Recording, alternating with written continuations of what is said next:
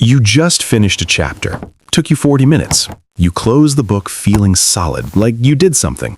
Then someone asks you what it was about, and you give them this weird, vague summary that sounds like you read the back cover instead of the actual book.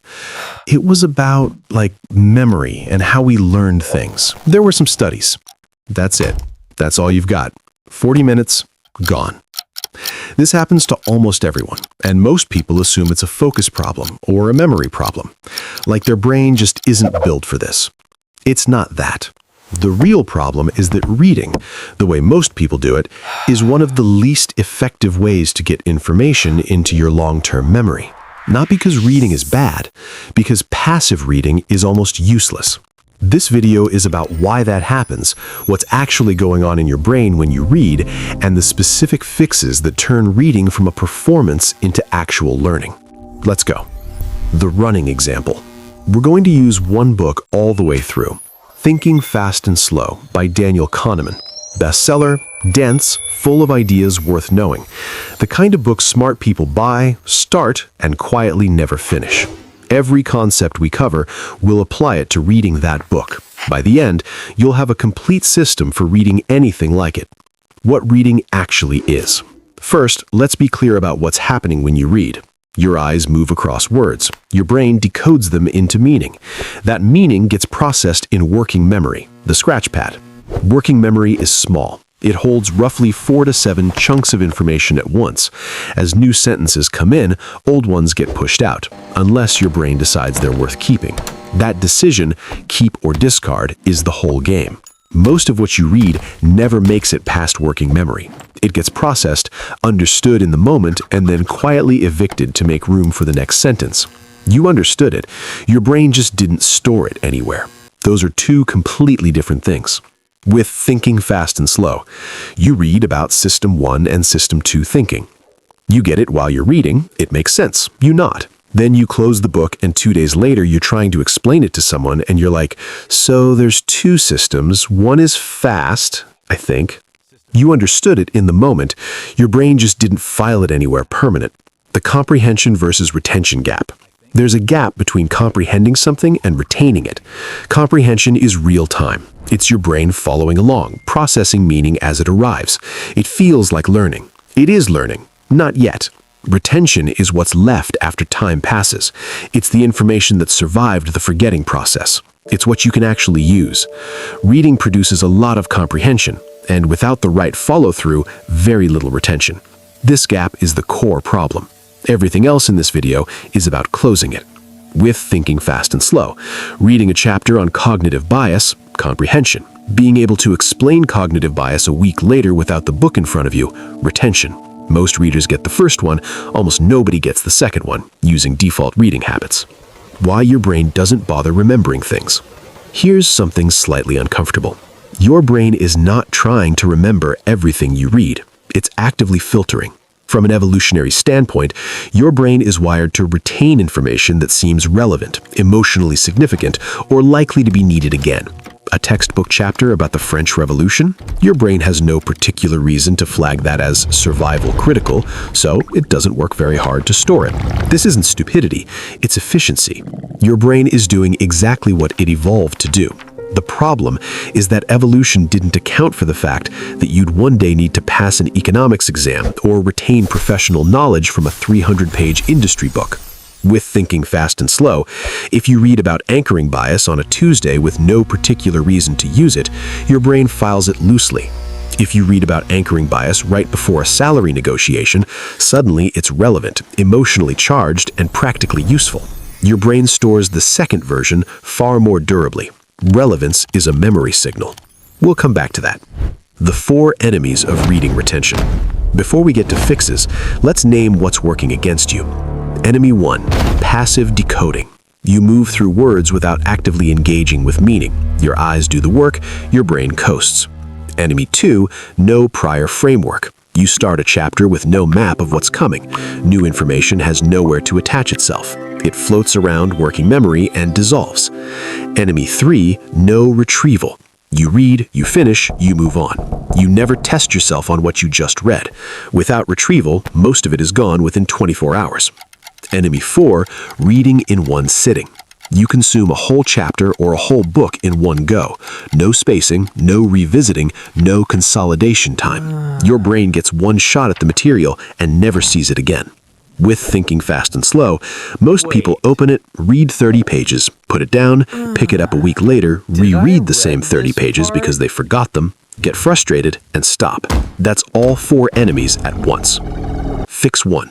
Prime before you read. The single fastest improvement you can make.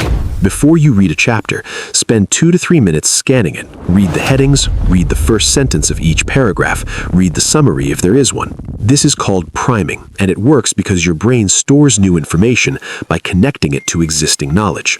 If you walk into a chapter cold, new ideas have nowhere to attach themselves. If you've already sketched the shape of what's coming, your brain has hooks ready. The information lands somewhere instead of just passing through. With thinking fast and slow, before reading the chapter on heuristics, scan it first.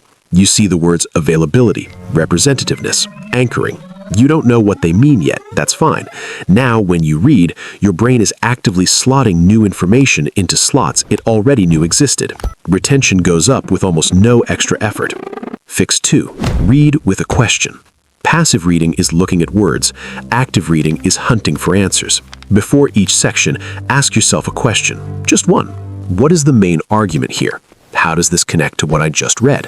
What's the evidence for this claim? Now you're not just reading, you're searching. Searching requires active processing. Active processing is what pushes information from working memory towards long-term storage. This is the difference between watching a movie and watching a movie you know you'll have to review afterwards. Same content, completely different level of engagement. With thinking fast and slow, before the chapter on loss aversion, write one question at the top of your notes. Why do losses feel worse than equivalent gains? Now, every paragraph is either answering your question or it isn't. You're engaged, you're filtering, your brain is doing real work. Fix 3, the pause and recall. This is the highest leverage habit in this entire video. After every section, close the book or scroll away from the page. Give yourself 30 seconds. Try to recall what you just read. Don't summarize it out loud perfectly. Just try to reconstruct the main idea. What was the point? What was the example? What was the argument? That reconstruction, even imperfect, just forced your brain to strengthen the memory trace. You're not reviewing, you're rebuilding from scratch. And rebuilding is the mechanism that makes memories durable. With thinking fast and slow, read the section on the availability heuristic. Close the book. Try to explain it in your head. The availability heuristic is when we judge how common something is based on how easily an example comes to mind. You got it roughly right. That reconstruction just did more for your attention than rereading the section would have. Fix 4, the 2-sentence rule. After each chapter, write 2 sentences. Not a summary, not notes, not highlights. 2 sentences.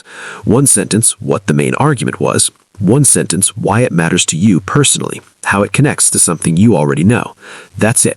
This forces elaborative processing, making connections between new information and existing knowledge. Connected memories are harder to lose than isolated ones. You're building a web, not a list. With thinking fast and slow, after the chapter on anchoring. Anchoring is when the first number we see biases every estimate we make afterward, even when the anchor is irrelevant. This explains why salary negotiations should always start high. Whoever sets the anchor controls the range. 20 seconds of writing. Those 2 sentences are now more retrievable than everything you read in the chapter. Fix 5, spaced rereading, not what you think. We said rereading is mostly useless. That's true, if you reread immediately. Rereading the same chapter 2 hours after you first read it is nearly pointless. The material is still warm in memory. There's no retrieval challenge. You're just confirming you haven't forgotten it yet. But rereading after a gap, a day, 3 days, a week, is different. Now some forgetting has occurred. Now there's genuine retrieval challenge. Now the rereading actually reconsolidates the memory. Spaced rereading is not the same as rereading. The gap is the ingredient that makes it work. With thinking fast and slow, read chapter 3 on Monday. Don't touch it Tuesday. On Wednesday, before opening the book, try to recall what chapter 3 was about. Then open it and skim. The combination of attempted recall and spaced review is far more powerful than rereading it twice in a row. Fix 6, connect it to your life. Memory researchers call this self-referential encoding, and it's one of the strongest memory effects known. Information connected to your own life, your own experiences, your own name is remembered significantly better than abstract information. Your brain treats personal relevance as a storage flag. It's the same reason you remember your own birthday perfectly and struggle to remember someone else's. With Thinking Fast and Slow, reading about the planning fallacy, the tendency to underestimate how long things take, instead of processing it abstractly, connect it immediately. This is literally why my last project took 3 times longer than I thought. This is why I'm always late getting out the door in the morning. Now the concept has personal anchors. It's not a psychology finding in a book. It's a thing that happened to you, explained. You will not forget it. The pre-read, read, recall system. Let's put all 6 fixes into one repeatable system. Before you read, prime the chapter, scan headings and first sentences, write one question you're trying to answer.